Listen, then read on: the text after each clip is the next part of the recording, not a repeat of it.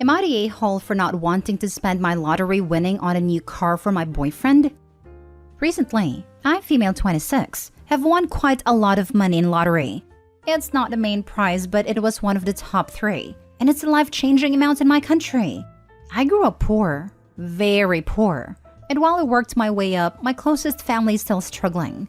I help, but I cannot fix everything. At least I couldn't before.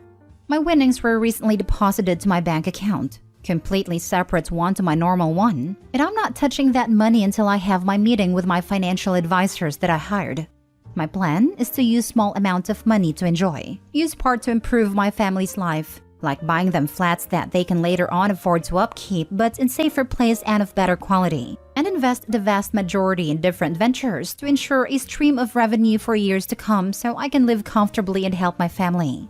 The only people that know are my closest family and my boyfriend, Andy, male 30. We've been together for 7 months, but we don't live together. Andy has different plans though. He basically came up with a list of items he needs and have been pressuring me into getting them before I even speak to my advisors. Basically, he wants a new car. Stereotypically, he wants something like a Tesla, which he absolutely doesn't need. He wants us to move in together and for me to buy a house with a pool. He's now starting talking about kids, that we can afford them blah blah, even though he knows that I am child-free. I've been refusing every single request, telling him that necessities come first and that money is under lock and key until I speak with my financial advisors. He's not very happy about this. He's been calling me a Scrooge, telling him I don't love him anymore, and calling me a cheapskate. Worst of all, he now told every one of our friends about this, and they've started pressuring me as well, asking me to fund nights out, etc. And they've been very cruel when I refuse, a-hole being almost a compliment. I'm devastated. Am I really an a-hole in this situation? Am I the a-hole for not wanting to spend frivolously? Now for the top comments. Not the a-hole. Ditch the boyfriend ASAP. Don't buy him a pack of gum, let alone anything else. He's trying to manipulate you with guilt with "if you love me" and by telling mutual friends about your money. I'm so happy for you, using your money so well. Also, be careful with birth control. Sounds like he's trying to baby trap you. I mean, God, why would you even sleep with someone who is trying to bully you like this? Don't even worry about the birth control. Just completely stay physically away from this guy. Not the a-hole. You are doing the smart thing with this windfall, as well as keeping it to yourself. It's amazing how many people act entitled and the gimmies come out. Your friends are being the a-hole. Your boyfriend is the a-hole. This man and your friends are showing their true colors. He shouldn't be pressuring you for anything. He just wants access to that money. P.S. Consider going no contact or low contact with these friends while you process all this. +1 on your boyfriend and friends being a-holes. Life-changing money can show you who are really the ones that are friends. Friends wouldn't be asking you for money like that and expecting you to give it up so quick. That kind of money, if used frivolously, goes quick. Don't be a pushover. And please drop the boyfriend. It's been less than a year and he's expecting you to buy a car for him? How does that make sense? Not the a-hole. Not the a-hole. Unfortunately, your boyfriend now sees you as an ATM, not a girlfriend. It's not you. A sudden influx of money shows people's true colors. He and your friends will not leave you alone about this either. They will suck you dry of the money and then dump you. I would dump him and block them, then move ASAP. You need new friends. I thought the exact same thing. Dump him, the friends, and move. I don't think I would feel safe with people knowing where I live. Next story. Am I the a-hole for pretending not to know my fiancé after she had a meltdown during boarding the plane and was eventually thrown off? I imagine I'm gonna get raked over the coals for this one. So, my fiancé, maybe not for much longer, and I were on our way back from a vacation recently. It was a great time, and everything went off without an issue. That is, until we started boarding the plane. Now I know better, so I only bring a small backpack with essentials in case I don't get my checked bags. I can survive out of this backpack, and it will always pass baggage check for size and weight. Done a lot of traveling, so why fight the system? My fiancé didn't want to listen to my advice though, and chose to bring basically a regular size bag that barely fits the standards of carry-on. but generally speaking, the airline worker doesn't want to deal with the trouble and allows it through. But this time, the airline worker was not having it. It was a packed flight. We were boarding last in economy, and it was just a crap show. I got through just fine first with my little backpack, but I could hear the argument from the boarding tunnel thingy, and it was getting heated. I was about to go back and try to smooth it out, but my fiancé rushed past and just boarded a plane. I assumed, not having heard it super clearly, that the attendant had given in and let her on. That was not a case. So, we found our seats and settled in. I was pretty tired, and I could tell she was upset, so I just kinda tucked into the window and put my hat down and tried to take a nap. But soon after, the airline worker and a cop shows up, and they're not messing around and want her off the plane. She tries to plead and cry, etc., but they're not having it. It may be in a moment of panic or just plain self-preservation. When a cop asked if we're together, I blurted out, "No," shaking my head emphatically. I got killed dagger eyes from her as she shut up and grabbed her bag and followed the cop out. She was also swearing and screaming the whole way out. Now, obviously, this is well after the event that I'm posting this, but when she did eventually get home after she caught the next flight out with the bag checked, lol, I was there to pick her up. She obviously thought I was the a-hole, and to be honest, almost everyone I know thinks I am, except my boss and co-workers, who for context were very much relying on me to be back on time, which I gave my word I would for a really important project that was time sensitive. They were all very happy I didn't get thrown off too. So, am I the a-hole for this self-preservation? Not the a-hole. Get out while you still can. This is how she'll be forever. She'll never learn from this experience. Disagree. Nothing like the humiliation of a cop escorting you off a plane to learn that rules really are a thing. Loss of time, money, and public humiliation are very powerful teachers. And now Opie can reference this whenever she forgets her social decorum. Acting up in a restaurant? Jeez, I hope they don't escort you out of here like they did off that plane. But how is it possible an adult human needs that level of intervention? I have a hard time believing she'll reform. People like that just don't get humiliated. They get indignant and dig in on their wrong position harder. I couldn't deal. I'd be out. Honestly, I was ready to rake you over the coals. But now I'm thinking not the a-hole. This isn't like your fiancé had an anxiety attack over fear flying. It sounds to me like a full-on grown woman temper tantrum, which only happened because she didn't listen to your travel advice. To be fair, I don't travel light either, but I also don't try to put my giant luggage in the overhead bins. She did this to herself. I don't travel light either. I pay extra for luggage on flights. My significant other pokes fun at me about it with his backpack. But I say it's a luxury I choose to pay for. Next time he pokes fun, this story's coming out. Well, would you rather? Not the a-hole, and please seriously consider whether you want events like this to be a normal part of your life, because someone who reacts like that when she knows she's in the wrong is not going to change. Although, if not for the work thing, and if you wanted to save the relationship, you probably should have gotten off with her. Not because she was any way in the right, but because she's going to hold this over your head and sulk for a very long time. I'll be honest, I wouldn't have even argued with the airline worker. I'm just not like that. I would have smiled and politely agreed to whatever they wanted. I hate conflicts that are unnecessary. Conflicts like that can get you blacklisted. I wouldn't want to be anywhere near that either. Same for the police involvement.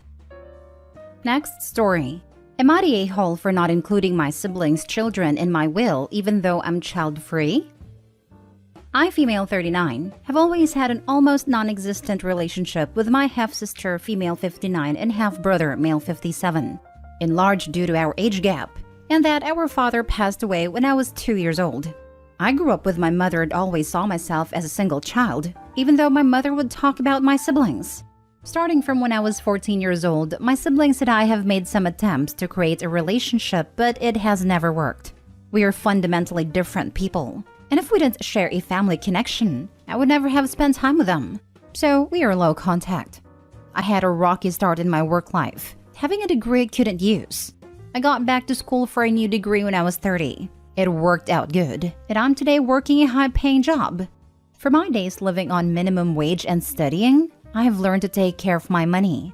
I was recently able to buy my own house, I don't have children, and no expensive hobbies. All this adds up to me being able to put money away each month, which is a big deal for me. Insecurity. When my father passed away, we divided inheritance. So my mother, as they were married, got 50% and us children split the other half equally. My siblings didn't want any of the memorabilia my father collected. Little value but cool things, so I have them now. Anyway, the other day my sister calls me. I'm a little taken aback, but okay, I can live with awkward small talk for 20 minutes. Then out of the blue, she asks me if I have a will. I didn't think, but just blurt out yes. She then asks me if her and my brother's children are the beneficiaries. I'm honest and say no. I have met my brother's two girls once when I was about 20 years old. I have never even met my sister's children. She then starts to question who I will leave everything to. I say that father's memorabilia will go to an aviator museum. Some things will be given to close friends as they hold shared memories. The rest is to be sold, and together with my savings be split evenly between an organization helping people with alcohol and drug addiction and cancer research. My sister is livid, telling me that that is money that can make a big difference in my siblings' children's lives. Sure, but I don't feel obligated to provide that for them. If I wanted to leave my money to someone, it would be my boyfriend's son. I have seen him grow up and been like an aunt to him. Now my brother is calling too and saying that I'm being cruel and that I am stealing both the past and the future from his children. So am I the a-hole for not including my siblings' children in my will? Now for the top comments. Not the a-hole. You don't know your siblings' children. They don't know you. You aren't particularly close to your siblings and never have been. It's entitled to the point of being absolutely tacky that they think they can shake you down for money on the basis of shared DNA, which never meant anything to them during your formative years and doesn't mean much now. Not the a-hole. You barely have contact with your sister, and she calls you out of the blue to ask if you have a will? Also, you're only 39. Something sounds fishy, like she wants something. Keep your guard up. 100%. Sounds like someone is banking on OP's money. Not the a-hole. They are 20 years older than you. Why would they expect you to pass earlier than their kids? They had no problem taking their portion of the estate, and you were a minor.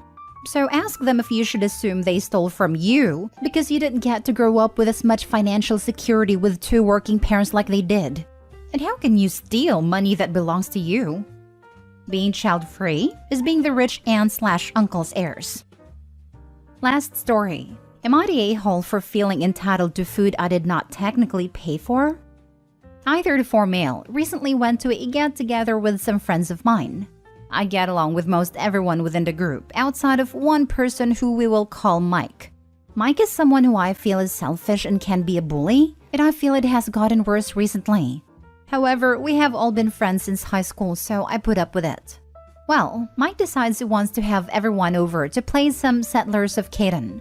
We used to get together a lot more to play board games or Smash Bros or whatnot, but as we all have gotten older, that obviously happened less and less. Fortunately, everyone's schedules lined up and we were able to plan this.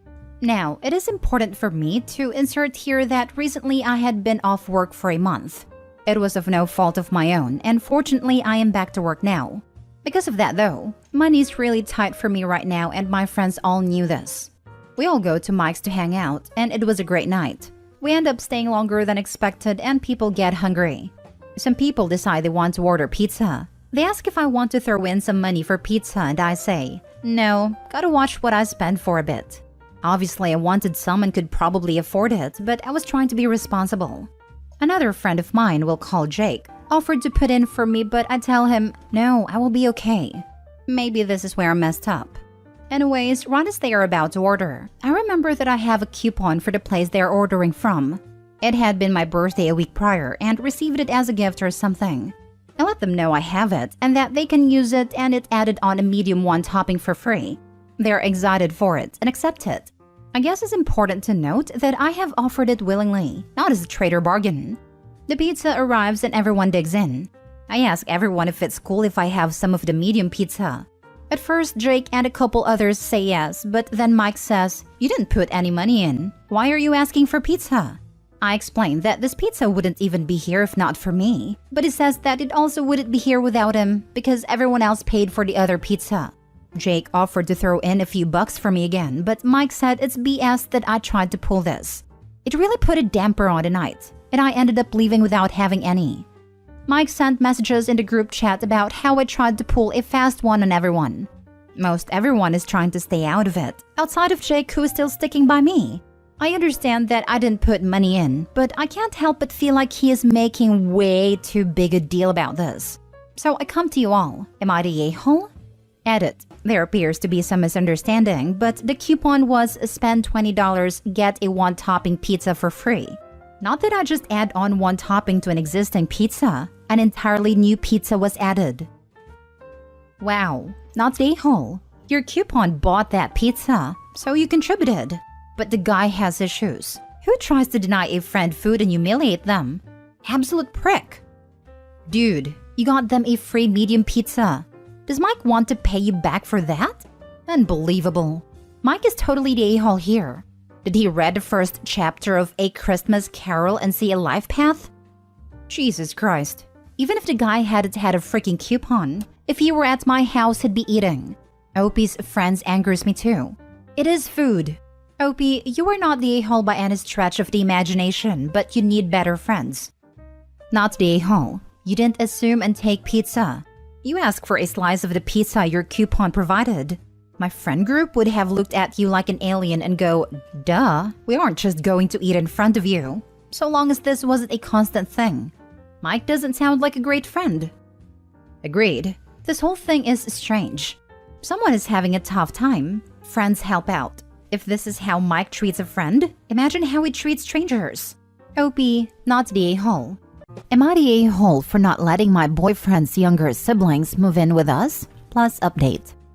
My boyfriend Eric, 26 male, and I, 25 female, recently moved in together. And by moved in together, I mean he moved into the home that I own outright, which I inherited from my grandmother.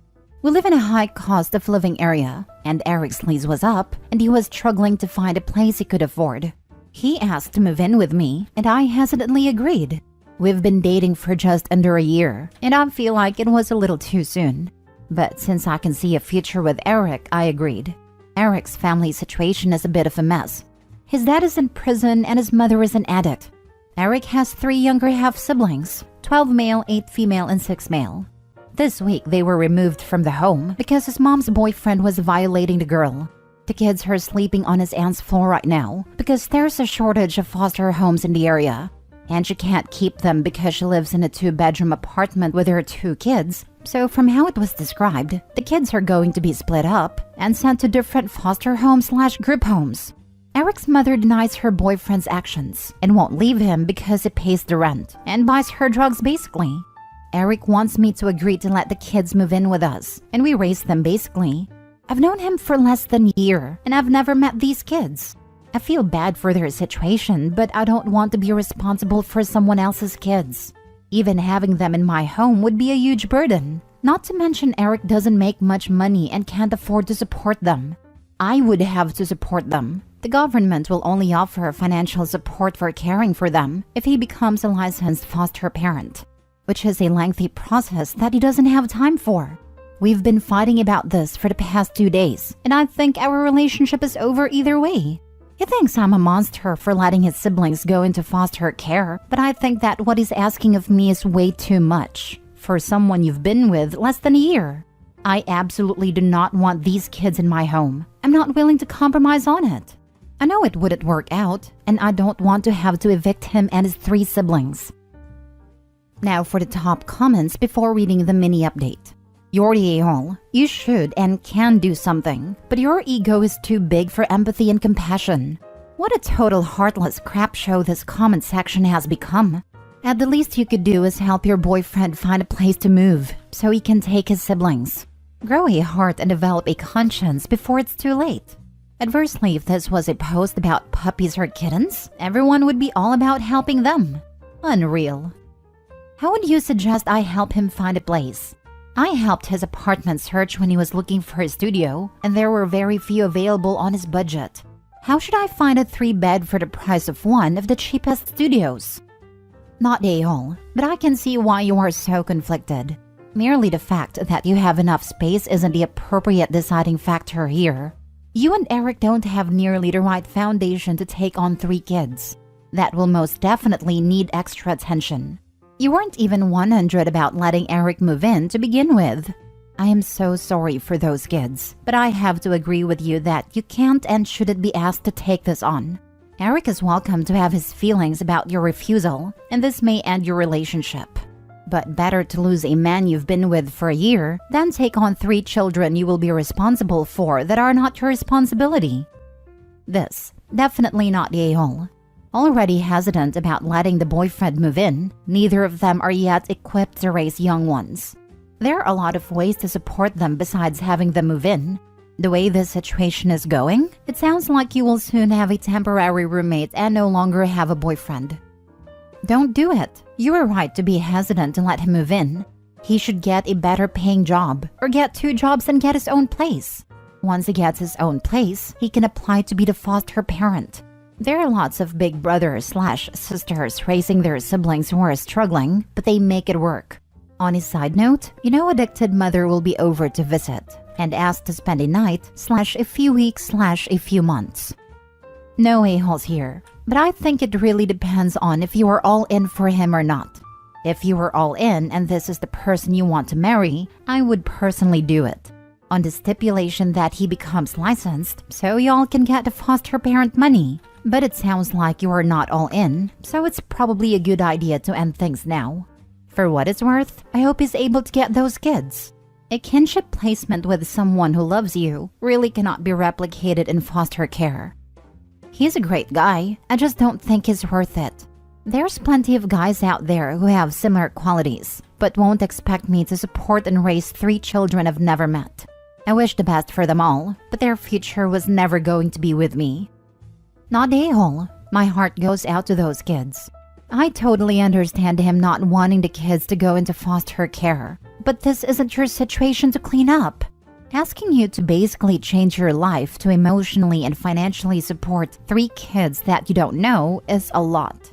His best bet is to work with your social worker and make time to start the guardianship process. I feel bad for him, but if he doesn't live with me, he won't be able to take them.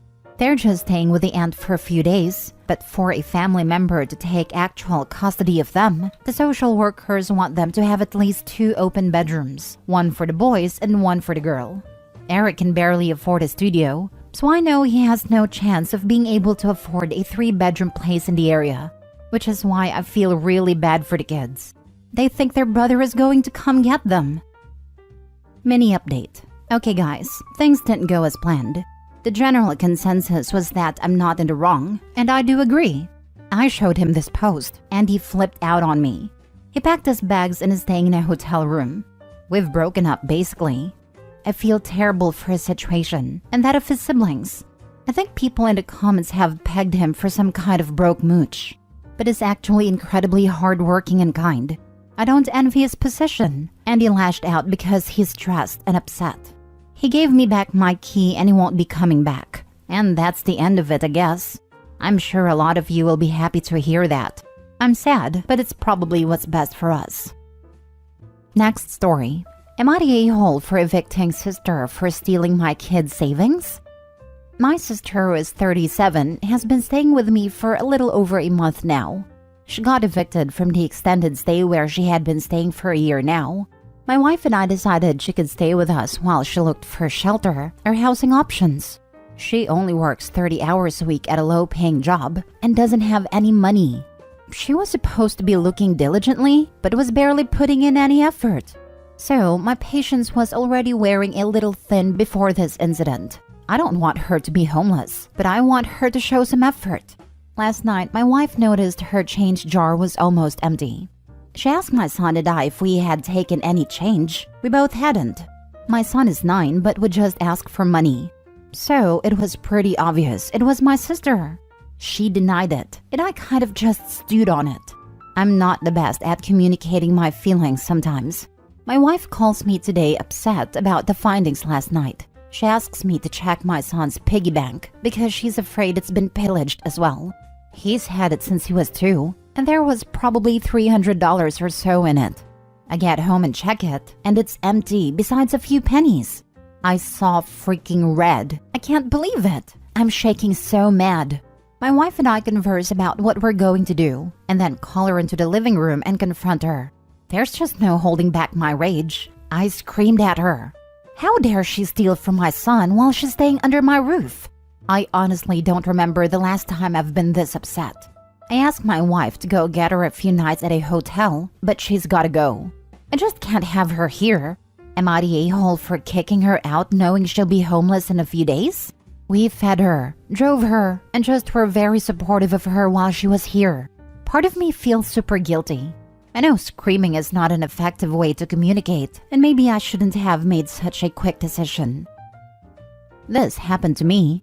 The child seeing that you stood up for them will mean everything to them. I got my very first job and had my mom come to my room to watch me put my first paycheck in my piggy bank because I was so proud.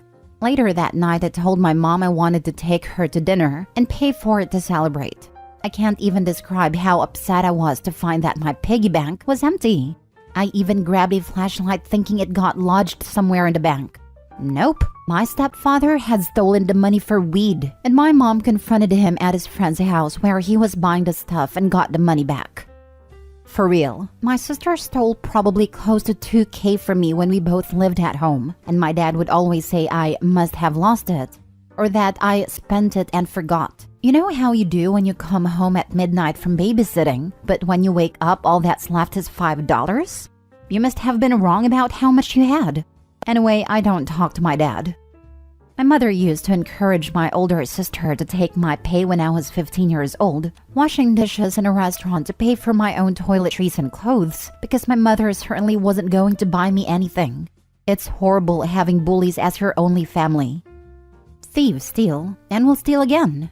I 1000% concur with the poster below. Put a credit hold on all your accounts, change your credit and debit card numbers, change all your passwords as well on the computer. Heck, even change your Netflix and other accounts. If she would steal from a 9-year-old, she will steal from you and your wife without any hesitation. Once she's gone, change all the locks on your house. We want to love family and give them the benefit of the doubt, but she's proven she isn't to be trusted. Protect your wife and son, your family.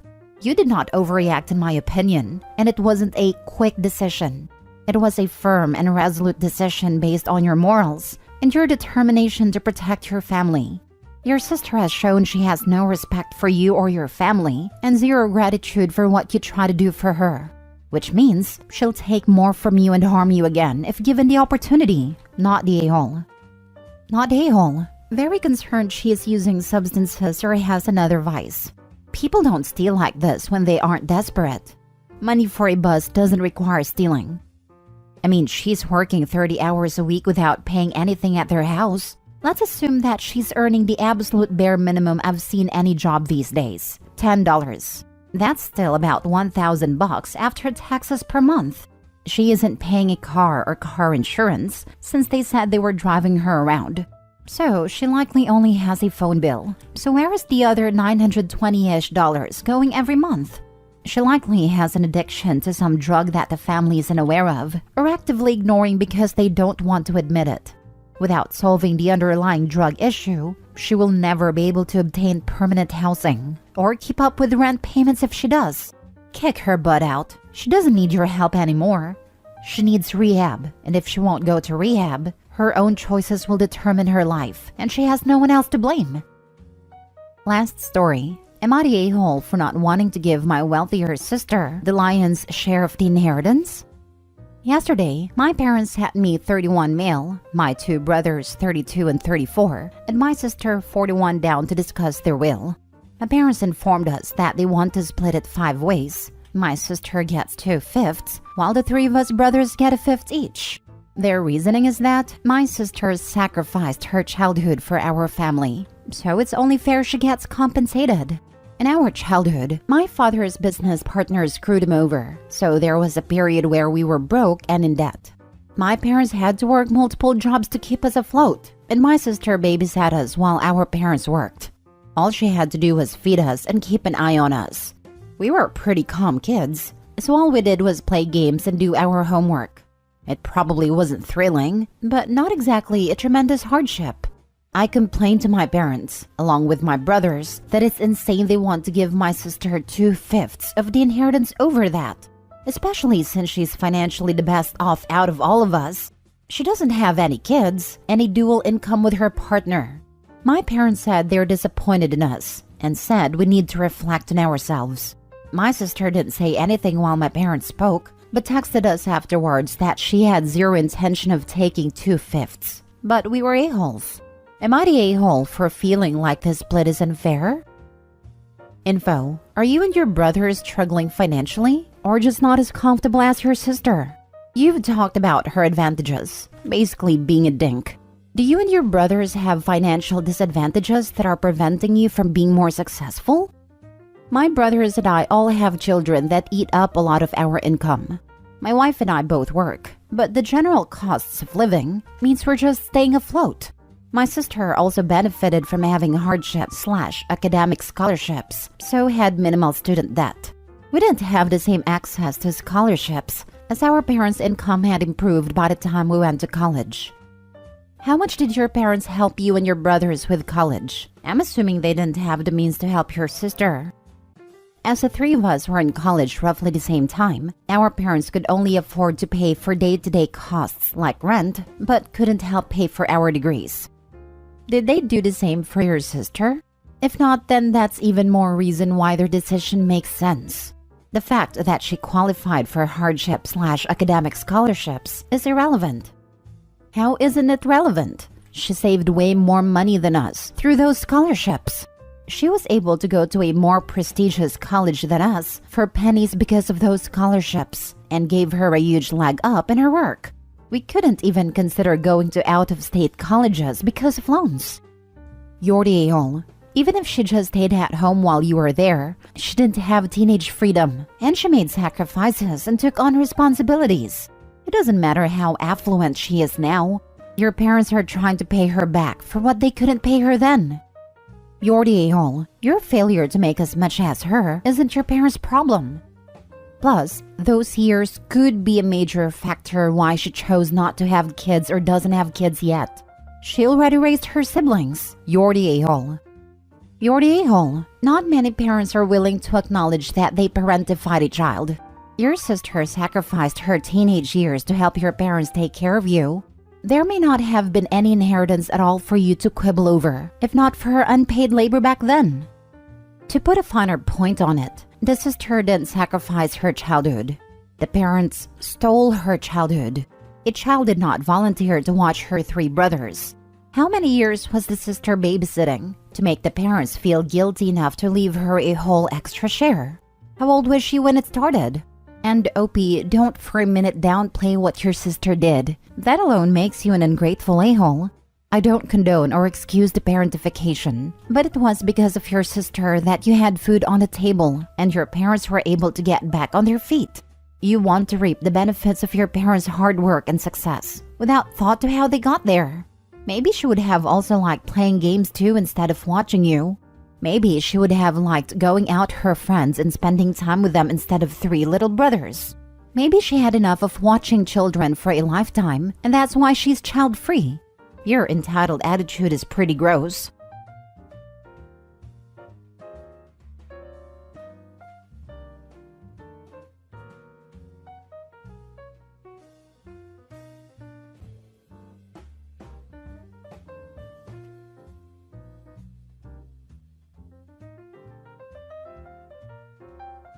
Am I the a-hole for telling my dad, aunts, and uncles to grow up and get over their mom's affair? My grandma 65 female and I 21 male get along really well. She's amazing. I love her and look up to her. That's why my perspective can be biased and need some point of views to know if I messed up. Grandma had 5 children. My dad 43 male, my uncle Tim 42 male, my uncle Matt 35 male, my aunt Faith 47 female, and my aunt Susan 30 female with grandpa 66 male. Grandpa was a terrible father and a garbage husband. An alcoholic who spent all his money on liquor. Never supported grandma while she worked her butt to provide for her kids as a baker. She got tired of it and kicked him out in the 90s. She stayed as single mom and only provider. Did he pay child support? No. Did he help her buy a house for his kids? No. Did he ask for custody or try to spend time with his kids? No. He only visited once in a blue moon. Grandma and Grandpa never divorced since my grandma didn't believe in it and she was always a single mother. Then, my grandma started dating William, 67 male, 2 years ago, but she didn't introduce him to her kids because she was afraid of their reaction and I was the only one who knew about the affair. Grandma announced that she was moving to William's house this past July and everyone was furious and started accusing her of cheating and that she was choosing her affair partner over her own kids. She was even hesitant about moving in with William, but I encouraged her because he makes her happy and he is a nice man. It's been almost 2 months and they refuse to talk to her or have low contact with her and that is hurting her. She asked my grandpa for a divorce and he got mad at her and accused her of cheating. They were talking trash about her. They sex at a family dinner. Thus, I told them to grow up and stop acting like kids since they are not. I told them that they should be happy about their mom's happiness because that woman dedicated her life to make life easier for them. And it's so unfair that they crap on her while praising my grandpa, who had girlfriends by the way. They all called me the a-hole for not taking their feelings into consideration and they say that something doesn't feel right about their mom dating at this age. They accuse her of cheating, but that isn't cheating. They haven't been together for around 25 years. My grandpa had a couple of girlfriends. And yes, they were mad at him too, but it's time to grow up. Am I the a-hole for telling them to grow up? I think they need to understand that their parents ain't getting back together, in case they have a hope, and that grandma has a right to be happy. I mean, she did her job already without any help. Now for the top comments. Not the a-hole. Legally, they're separated. Unfortunately, your grandma will have to divorce grandpa if she does want to have a marriage between her and William, recognized under state and federal law. It's not an affair since they are separated. Not the a-hole. Your dad, uncles, and aunts are childish and are acting in a selfish way. Your grandma has the right to be happy at any age. As you said, this is very far from cheating, since your grandparents split up over 2 whole decades ago. Your family needs to accept that and let her have some joint happiness in her life finally, when she can focus on herself instead of focusing on raising 5 kids alone. I feel sad for Grandma to realize that she raised such ungrateful a-holes. How utterly disappointing for her.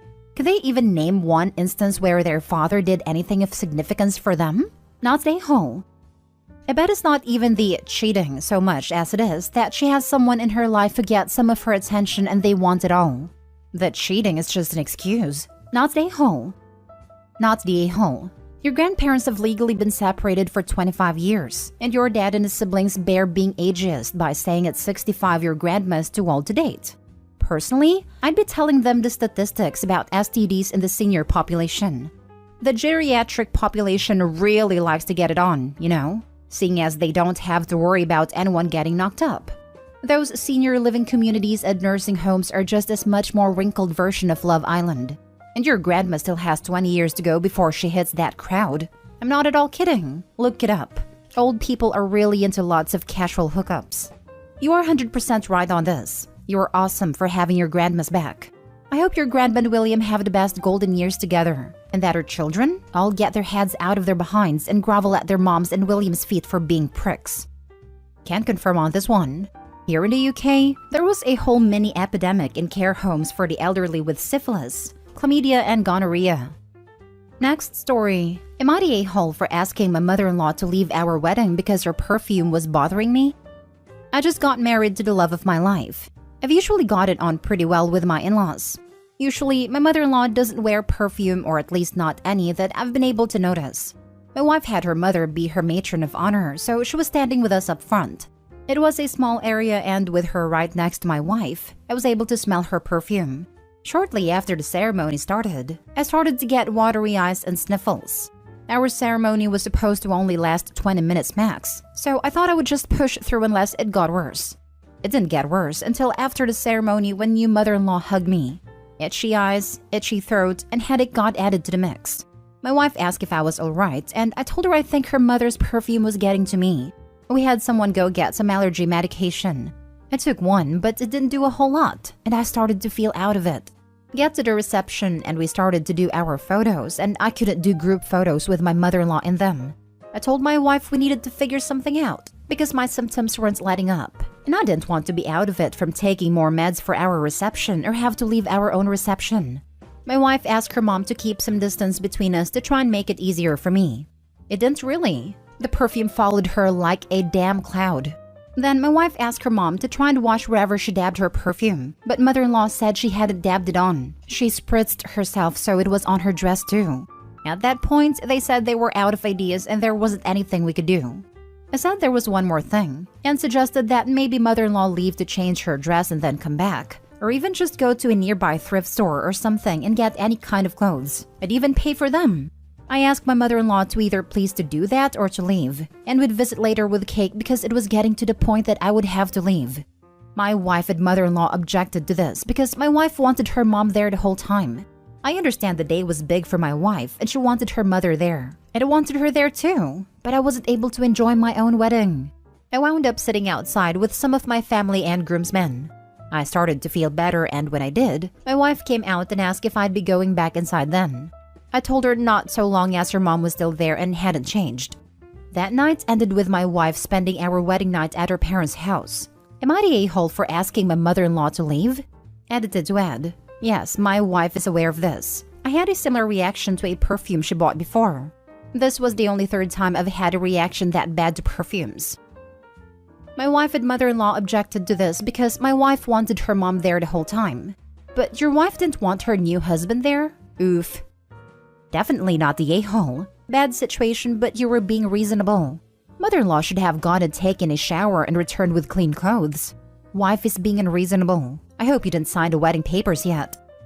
I actually had an allergic reaction to the flowers in my wife's bouquet. But since the wedding was outside, it didn't hit me until days later when we were driving away from the hotel with a bouquet in the car.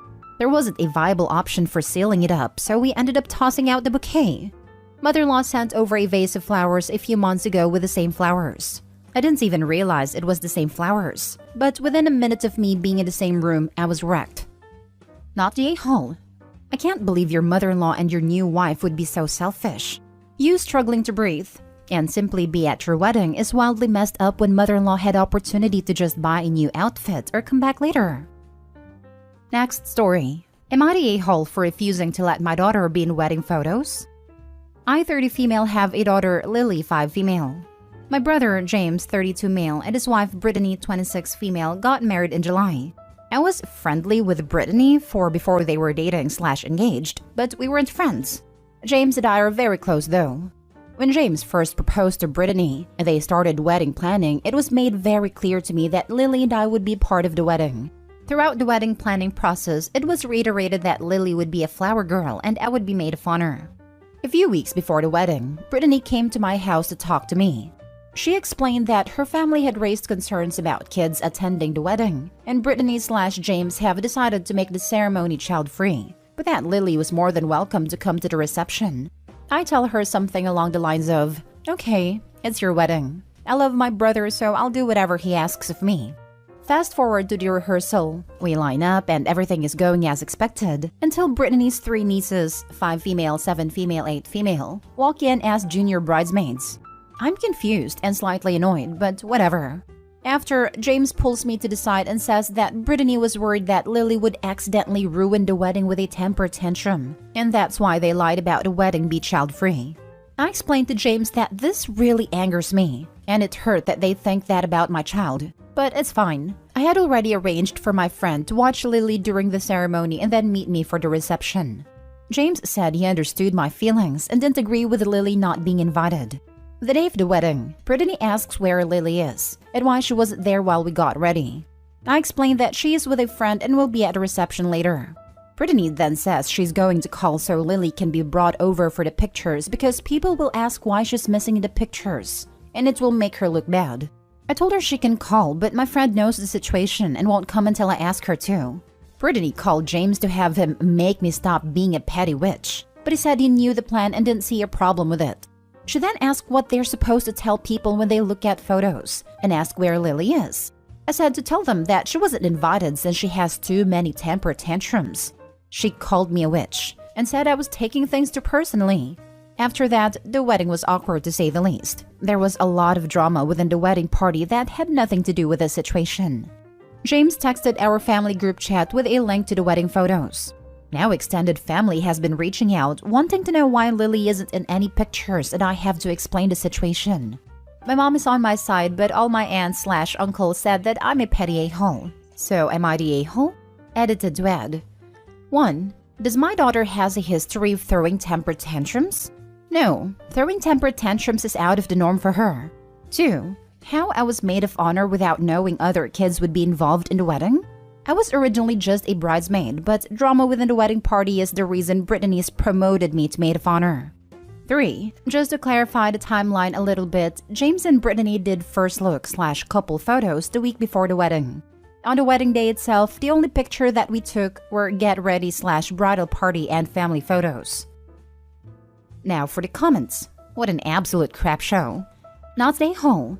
Your daughter wasn't invited, so why would she be in the pictures?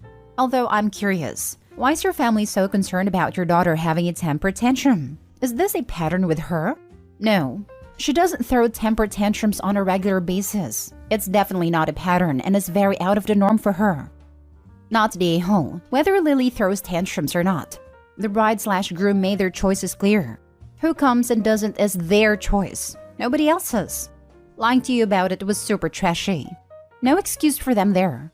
They're trying to have their cake and eat it too. Make it seem like the kids were warmly welcomed when in fact Lily was coldly excluded. It's their wedding day and you must respect that, but that doesn't mean having your daughter become a prop for the official photos, or assisting them in misleading the family and relatives by implying Lily was invited when she wasn't. Personally, I think you've done perfectly.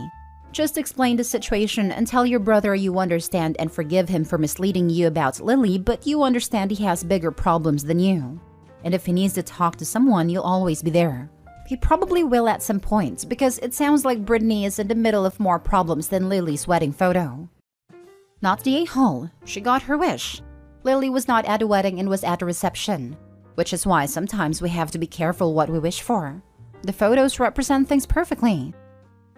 Now for the last story. Am I the a-hole for sending the police after my ex-brother-in-law after an heirloom got lost?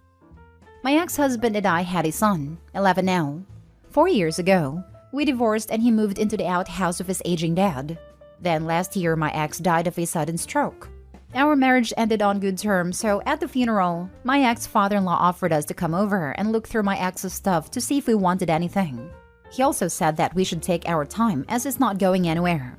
It took us 6 weeks to gather the strength, only to realize that most of his stuff was already gone.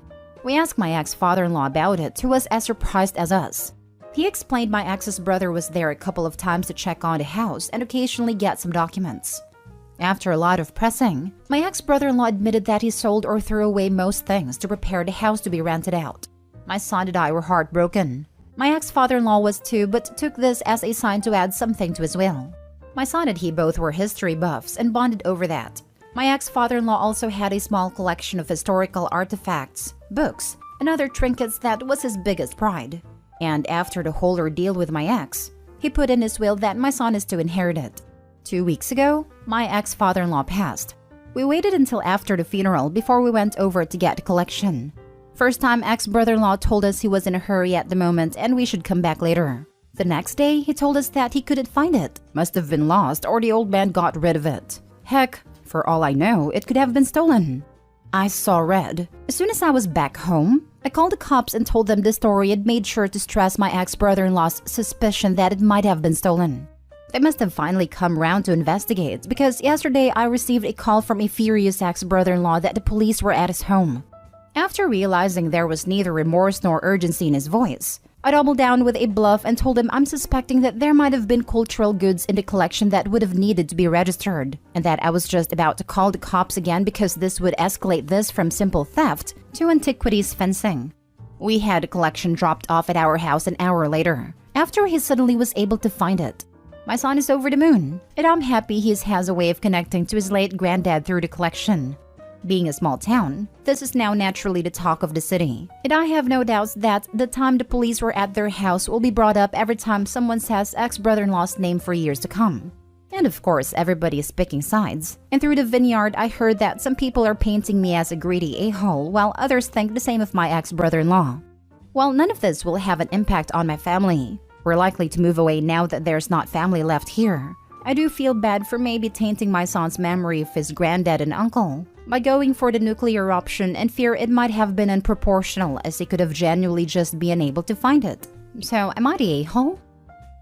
I don't think he was genuinely anything. You bluffed. And an hour later he found it? Yeah, right. Definitely not the a-hole.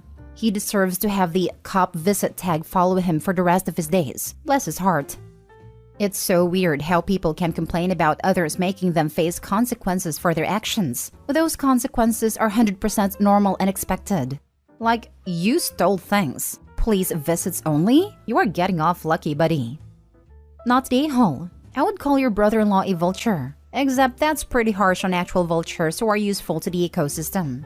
You found and protected your son's inheritance. Any small-town gossips who don't see that have either been fed a skewed version of events or are just as greedy-grabby as brother-in-law.